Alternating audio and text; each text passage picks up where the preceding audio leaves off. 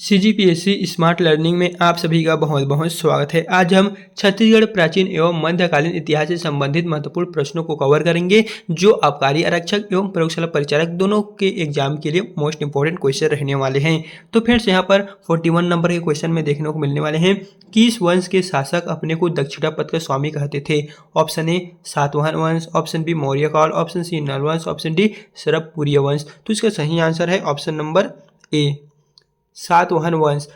सातवाहन वंश के जो शासक थे वही अपने को दक्षिणापथ के स्वामी कहते थे। एंड हम वीडियो में आगे बढ़ने से पहले बता दें 1 से लेके 41 का जो और क्वेश्चन है इनके बारे में पहले से वीडियो बनाकर चैनल में अपलोड कर चुके हैं। सिंपली आप हमारे चैनल में उन वीडियो को देखना चाहते हैं तो एक बार विजिट कर सकते हैं। फिर फ्रेंड्स यहाँ पर नेक्स्ट क्वेश्चन में दिए गए हैं, भानुगुप्त के एरण स्तंभ लेख से किसका उल्लेख मिलता है? Option A Nannaraj, option B Sarbaraj, option C Tevardev, option D Chandragupta. तो 42 नंबर के करेक्ट आंसर है option number B Sarbaraj. Bhanugupta के एरण स्तंभ जो लेख है उससे हमें सरबराज के उल्लेख का जानकारी मिलता है। फिर यहाँ पर 43 नंबर के क्वेश्चन में है, नल वंश का शासन था 5वीं से 12वीं तक, ऑप्शन बी है 7वीं से 9वीं तक, ऑप्शन सी है 9वीं से 10वीं तक, ऑप्शन डी है इनमें से कोई नहीं। तो आपको बताना है कि नल वंश का जो शासन था वो कब से किस सदी में था। तो इसका सही आंसर है ऑप्शन नंबर ए 5वीं से 12वीं सदी के मध्य ही जो नल वंश का शासन था वो हमें देखने को मिले हैं। फिर यहाँ पर नेक्स्ट क्वेश्चन है, विलासतुंग किस वंश का शासक था? आपको बताना है कि जो विलासतुंग है वो किस वंश के शासक थे? बाढ़ वंश, राजर्षि तुल्य वंश, नल वंश या इनमें से कोई नहीं। तो इसका सही आंसर हो जाएगा फ्रेंड्स ऑप्शन नंबर सी नल वंश। विलासतुंग जो है वो नल वंश के शासक थे। फिर यहाँ पर नेक्स्ट नंबर में लिखा हुआ है, रामायण काल में कुछ स्थली किस क्षेत्र की राजधानी थी? आपको बताना है कि जो रामायण काल में कुछ स्थली थी वो किसकी राजधानी थी? उत्तर कौशल की, दक्षिण कौशल की, प्राक कौशल की या कांतार की? तो 45 नंबर का सही आंसर है ऑप्शन नंबर बी दक्षिण कौशल की। रामायण काल में कुछ स्थली जो क्षेत्र है उसकी राजधानी दक्षिण कौशल थी। एंड आप हमें कमेंट में जल्दी से बता दीजिए उत्तर कौशल जो किसकी राजधानी है। हमने पढ़ ली है कुछ स्थली जो है वो दक्षिण कौशल की राजधानी थी, लेकिन उत्तर कौशल की राजधानी है वो हमें जल्दी से आप कमेंट में बता दीजिएगा। फिर यहाँ पर 46 नंबर के क्वेश्चन में पूछा गया है, महाभारत कालीन ऋषभ तीर्थ का संबंध गुंजी नामक स्थान से माना जाता है। तो ऋषभ तीर्थ स्थित है बिलासपुर, रतनपुर, सिरपुर, अकलतरा। तो फ्रेंड्स इस क्वेश्चन में दिया गया है जो महाभारत कालीन ऋषभ तीर्थ है उनका संबंध हमें गुंजी दमऊ धारा में मिले हैं, उनका जो पुरातत्व है वो। तो आप बताना है कि जो ऋषभ तीर्थ है वो कहाँ स्थित थे। तो इसका सही आंसर है ऑप्शन नंबर ए बिलासपुर में यहाँ पर स्थित है। ऑप्शन जो ए है वो फ्रेंड्स इसका करेक्ट हो जाएगा। एंड आपको किस टॉपिक पर चाहिए आप हमें कमेंट बॉक्स में बता सकते हैं। हम उस टॉपिक पर आपको 1 से 2 घंटे के अंदर हमारे ग्रुप के द्वारा वीडियो बना के जल्द से जल्द प्रोवाइड कर दिया जाएगा। तो जल्दी से आप हमें किस टॉपिक पर वीडियो चाहिए कमेंट बॉक्स में बता सकते हैं। एंड यहाँ पर 47 नंबर के क्वेश्चन में है, महाभारत काल में श्रीपुर या फिर कहें तो सिरपुर में पांडुवंशी बभ्रु वाहन का शासन था। यह क्षेत्र किस नाम से जाने जाते थे? आपको बताना है कि जो महाभारत काल में श्रीपुर था वो पांडुवंशी बहुब्रह्मन का शासन था। तो वह जो क्षेत्र है वो किस नाम से जाने जाते हैं? सिंघलपुर, सीताबेंगरा, जोगीमाड़ा या चित्रांगदपुर? तो 47 नंबर का करेक्ट आंसर है ऑप्शन नंबर डी चित्रांगदपुर। जो श्रीपुर में पांडुवंशी बहुब्रह्मन का शासन था यह क्षेत्र चित्रांगदपुर के नाम से जाना जाता है। फिर यहाँ पर 48 नंबर के क्वेश्चन में लिखा गया है, महात्मा बुद्ध दक्षिण कौशल में लगभग 3 माह तक प्रवास किए। यह जानकारी किस विदेशी यात्रा के विवरण से हमें मिलता है? Option A Fahien, option B Xuanzang, option C A और बी दोनों, ऑप्शन डी इनमें से कोई नहीं। तो इसका सही आंसर हो जाएगा ऑप्शन नंबर बी वैनसोंग।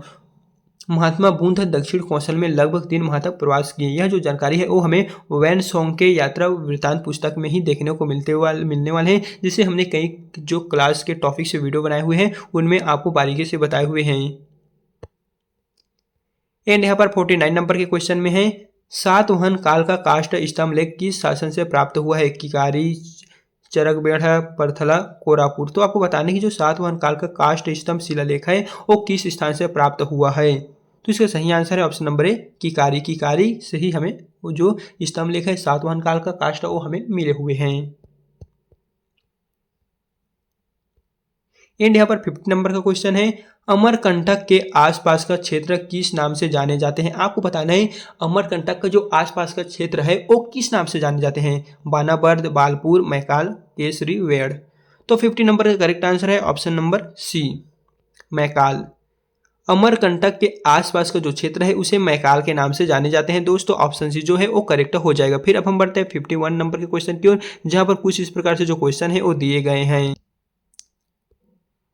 कलचुरी स्थानीय प्रशासन से संबंधित निम्नलिखित कथनों में से कौन सा कथन असत्य है, आपको बताना है। यहाँ पर कलचुरी स्थानीय प्रशासन से संबंधित 4 कथन दिए गए हैं और आपको बताना है कि जो कौन से कथन है वो असत्य है। तो ऑप्शन ए में दिए गए हैं, स्थानीय कार्यों के संचालन हेतु नगरों और गांवों में पंचकुल नामक संस्था होती है। बी है, पंचकुल के सदस्य महत्तर कहलाते थे, इनका चुनाव गांव की जनता द्वारा की जाती है। सी है, नगर के प्रमुख अधिकारी पूर्व प्रधान तथा ग्राम के प्रमुख को ग्रामकूट या ग्राम भौगिक कहा जाता है। डी है, कर वसूल करने वाला अधिकारी दंड पाशिक तथा जुर्माना वसूल करने वाला अधिकारी सोलकी कहलाता है। तो आपको बताना है कि कौन सा जो कथन है वो कलचुरी के प्रशासन के अधीन है या फिर नहीं है। तो चलिए इस कथन को जो सत्य असत्य आंसर है वो हम आपको बताते हैं। तो हो जाएगा ऑप्शन नंबर डी, कर वसूल करने वाला अधिकारी दंडपाशिक तथा जुर्माना वसूल करने वाला अधिकारी सोलकी कहलाता है। ये जो है दोस्तों यहाँ पर आपको देखने को मिलने वाले असत्य है। बाकी जो 3 यहाँ पर ऑप्शन दिए गए हैं ये सत्य है और ये जो लास्ट में दिए गए हैं ये असत्य हो जाएगा। तो ऑप्शन डी जो है वो करेक्ट हो जाएगा। फिर यहाँ पर 52 नंबर के क्वेश्चन में दिए गए हैं, रतनपुर आख्यान नामक पुस्तक की रचना किसने की, जिसमें छत्तीसगढ़ के जमींदारों के इतिहास से संबंधित जो जानकारी है वो हमें मिली है। कौन से महापुरुष द्वारा रतनपुर आख्यान नामक पुस्तक की रचना हुई है, शिवदत्त शास्त्री, नरसिंह, कुमारपाल, सुरगढ़।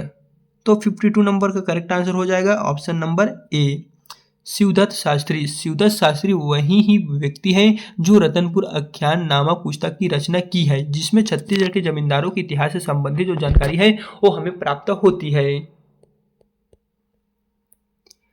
फिर 53 नंबर के क्वेश्चन में लिखा हुआ है, शुद्ध द्वैतवाद अथवा पुष्टि मार्ग के संस्थापक कौन है, महाप्रभु वल्लभाचार्य, माधवाचार्य, शंकराचार्य, वेदाचार्य। तो आपको बताना है जो शुद्ध द्वैतवाद जो यहाँ पर अथवा पुष्टि मार्ग के संस्थापक थे शुद्ध द्वैतवाद, तो आपको बताना है कि इसके जो संस्थापक थे वो कौन थे। तो 53 नंबर का करेक्ट आंसर है ऑप्शन नंबर ए, महाप्रभु वल्लभाचार्य ही शुद्ध द्वैतवाद अथवा पुष्टि मार्ग के संस्थापक है महाप्रभु वल्लभाचार्य। ऑप्शन जो ए है वो फ्रेंड्स करेक्ट हो जाएगा।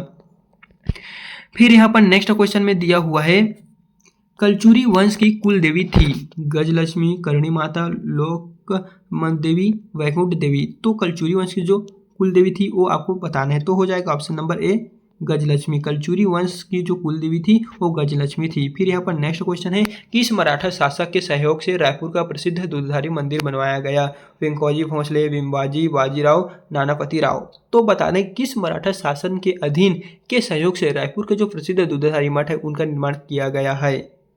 तो हो जाएगा option number B, Bimbaji Bhosla. यही दोस्तों करेक्ट आंसर हो जाएगा। एंड इसके पश्चात नेक्स्ट जो वीडियो आएगा वहां पर हम आपको टोटल 56 से लेकर 100 तक का जो मोस्ट इंपॉर्टेंट क्वेश्चन है वो हम आपको कवर करेंगे। तो अगर आप भी उन वीडियो की नोटिफिकेशन पाना चाहते हैं तो जल्दी से आप हमारे यूट्यूब चैनल को सब्सक्राइब करके रख लीजिएगा।